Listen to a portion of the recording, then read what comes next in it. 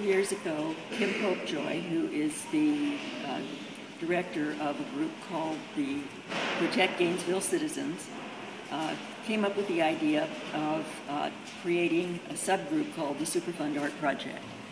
And he and Anthony Castronovo, who was a former student of mine from Santa Fe College, approached me with the idea of doing an art exhibition that would allow artists to participate in expressing the science and emotions of living in close proximity to a EPA Superfund site, in this case the Cabot Coppers site over on Northwest 6th Street and 23rd Avenue.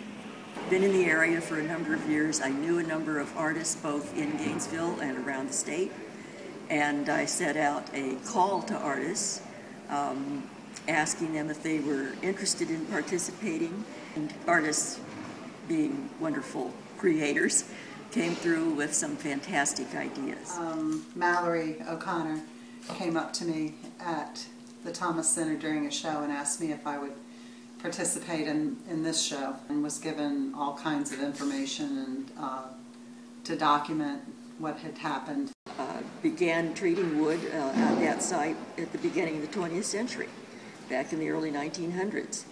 And they continued that process until around 2000, so a whole century of working with these hazardous chemicals in order to treat wood products for use in a number of different commercial and residential areas.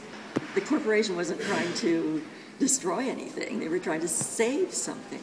It's just that the chemicals they were using were very toxic.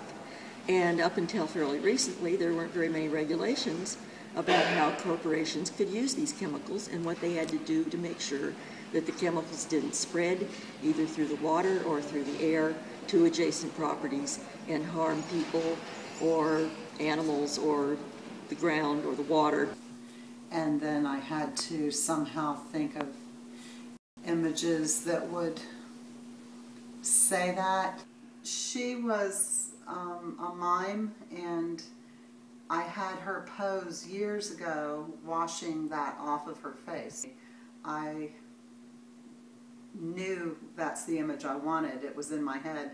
It's the psychological reaction to what I know about the water table. It's how I feel. And drawing what you feel is kind of, it's just that, it's a feeling. How do you draw a feeling?